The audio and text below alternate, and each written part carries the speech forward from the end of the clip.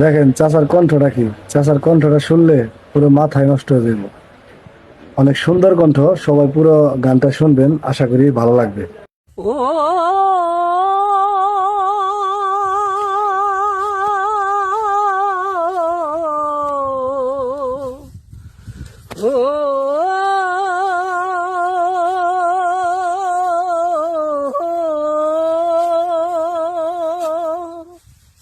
ও তুই ডাকলি যাহারে আপন করে, সে তো অসহায়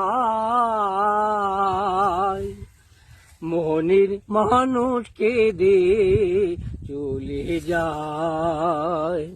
হায় রে মোহনের মানুষকে দে চলে যায়। ও তুই ডাকলি যাহারে আপন করে, ডাকলি যাহারে আপন করে, সে তো অসহায়